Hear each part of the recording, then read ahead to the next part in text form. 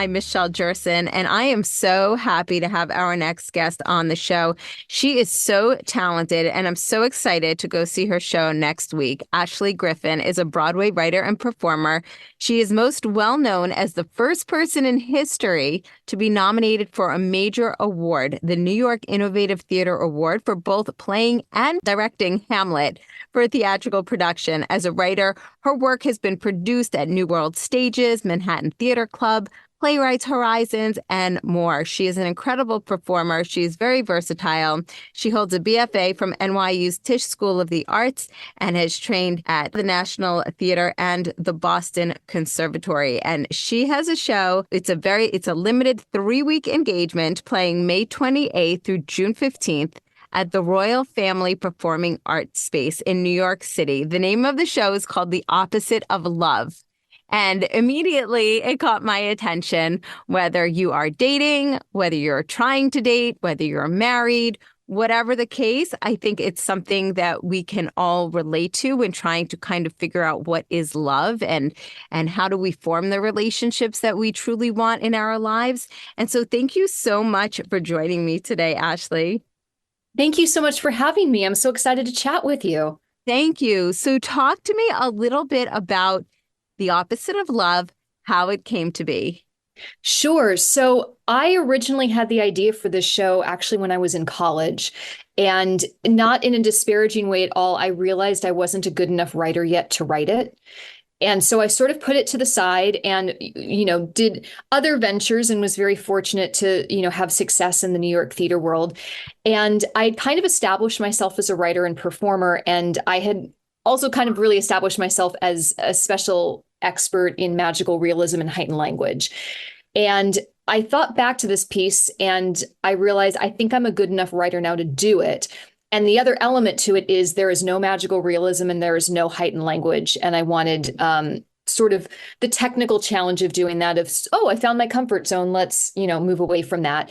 But in terms of thematically where it came from, it's really an exploration of intimacy in our culture. And certainly for my generation, that is a really tricky area to navigate with the way that all works. Mm-hmm. And I sort of felt like there were a lot of elements to that everyone I knew, including myself, was experiencing, but nobody was talking about. And that included everything from the search for real emotional connection to feeling like there are so many barriers to that, to expectations, to feeling like the audition scene can be, Freudian slip, feeling like the dating scene can be a bit of an audition. Yes. And the fact that there's a lot of these issues that we're not talking about. And so I really wanted to look at the complex nature of those kind of relationships and intimacy and how you deal with everything from first navigating it to if you're a trauma survivor to if you're neither of those things, and just do a sort of kind of almost Black Mirror-esque deep dive into those issues in a way that I just didn't see anybody else talking about. Yes. And it's so interesting because when you talk about the dating scene, I mean, I remember I went on plenty of dates when I was single, lots of dates. And like you said, it's like an audition. It's like, what do you do? Where are you from? What do you like? And you run through all the questions. Mm-hmm. But then also you mentioned other situations. So like for someone like yourself who is a performer and maybe somebody else who is, whether they're an actress or maybe they work in another, they don't actually even have to be a performer. It could be any line of work where I feel like women are working their way up in an industry. You never know what else you may encounter and how that affects your dating and your relationships. Oh, absolutely. And everybody I know, unfortunately, has experienced the negative side of that to some degree. And I mean, for me, I'm in an interesting situation in that being a performer and a writer, I've been on both sides of the table in terms of productions. So when that extends to, off stage, I've experienced both, unwanted advances from people in positions of power that were wildly inappropriate, to people interested in dating me because I later learned they thought I could advance their career. So that definitely can be a minefield, and it's not performance related. It's kind of prevalent everywhere, and it's just another added complication to the whole thing. Right, exactly. So, talk to me a little bit about the opposite of love. I know it's a story about a down on his luck hustler and a trust fund baby who form an Mhm. unlikely bond. And tell me some more. Sure. So the show has been described, and I love the description, as if Pretty Woman was a Black Mirror episode sans tech. And I feel like there's an element that wraps up really nicely. So the basic premise is it's a two-person play, and Eloise is a very wealthy young woman who has experienced severe sexual assault by her uncle from an early age. And the one line that was never crossed was actual intercourse.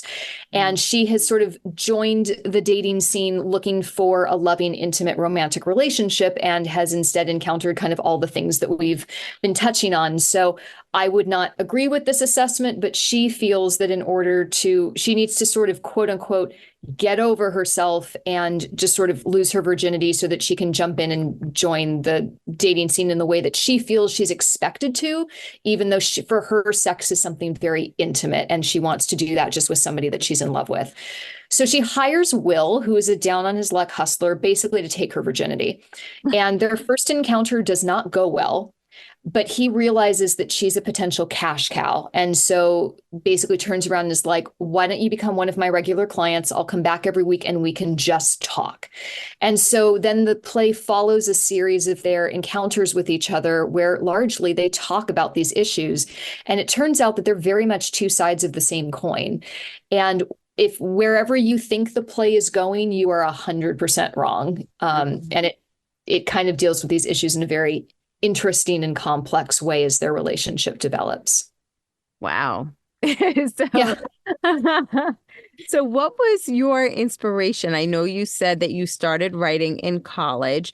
What is, Mhm. and not necessarily, your inspiration for this show, and then just your writing in general. Yeah, well, I started writing this show in college, but I actually started really writing much earlier. So I was a child actor in LA. I was in my first play when I was 5 years old, and I wrote my first musical when I was 8 for my third grade class. And I love this little anecdote because when you're 8, 3 years is a very long time. And because I had started acting when I was 5, I thought I would never be able to be a professional writer because I had lost 3 good years that I would never be able to get back. So I had my first play produced when I was 17 in Los Angeles and then came to New York and have had my performing and writing career sort of develop concurrently. And I've always loved being a storyteller. I've always loved being a writer and a performer. I love creating stories, being in the midst of stories. I think that they're so powerful and they're so important. And, cultures have, for all of history been so rooted in storytelling. And I feel like our culture has kind of moved away from that a bit. So I feel like it's a really important thing to be involved in. But this piece specifically, the original genesis of it was just what I've said is seeing sort of jumping into the adult dating scene and experiencing and seeing others experience things that made me wildly uncomfortable and really sad and wanting to talk about it. And I liked the idea of it being a two-hander, two-handers, meaning that there's only two people in the show. They're notoriously difficult to write, but I really liked the idea of sticking two people who had literally diametrically opposite views of love, sex, and intimacy and stick them in a room together and see what that did and where that went.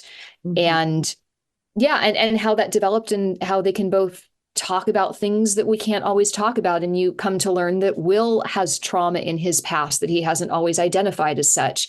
And and really centered on the idea that there are certain things I feel like that get set up a lot of times in our culture that make intimacy kind of almost impossible, even if you go into it with the best of intentions. So I just sort of wanted to stick these two people in a room together and see what they had to say to each other. Right. Well, I can't wait to hear what they have to say to each other.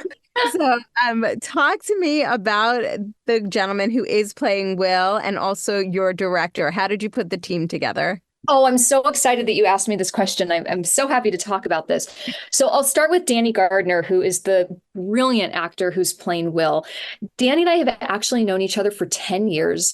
I've been a huge fan of his for a long time. We've been friends for 10 years. And this is the first time we're getting to actually do a full show together. We've done a lot of development of new work, and he's one of those very special people in my creative life that I will call to do like a Zoom table read of something that nobody else has seen before, just to hear it out loud. So it's been a real joy and an honor getting to work with him, and it's been really special because it's an intense piece, and it's obviously a very intimate and emotional piece. And, it's only two people. So those two people better like each other and feel very safe and trusting of each other. And I couldn't have a better partner to be working with than Danny. And I'm so excited for people to see him in this role because he's an incredible Broadway performer, but he's primarily known in the zeitgeist as a golden age musical theater performer and a tapper. And this is the first time I think that he's done a really straight dramatic role in the New York theater world. And unfortunately, in the entertainment world, it's very easy to sort of get typecast or be put in a box. Yes. And there's so much that Danny can do, and there's so much in his heart and soul that I've felt very privileged over the years to get to see and to get to work with, but so many people haven't. And I'm so excited for everybody to discover what he can do and the incredible layers that he's bringing to this piece.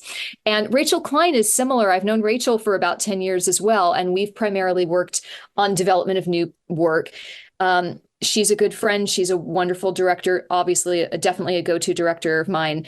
And this is the first time that we're getting to do a piece from scratch, all the way through fruition as well. And so, it's largely me, Rachel, and Danny in a room. And so it's so great to have such a wonderful, safe, special group of people, because this is a very emotional, very vulnerable piece. And it's not the kind of piece that you want to take lightly who's in your room when you're performing in it, or you're just a creative team member. And for an audience too, you want to know that you're walking into a safe space where the artists are going to take care of you. And I think that this is just a perfect paradigm of that.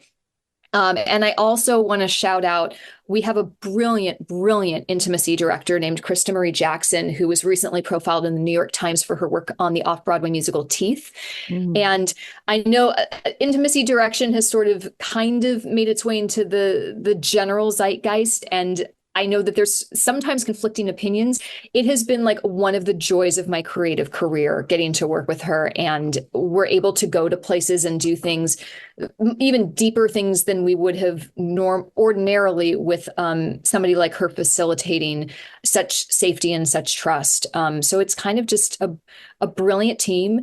And I was also very fortunate. I'm working with the wonderful Gail Waxenberg at New York Rep, who was very open to, who do you want to work with? And these were all my people that, Rachel brought Krista on board, but I was like, these are the people I'd love to work with. And we started with a reading at at Theater Row that Danny was involved in, and he blew everybody out of the water.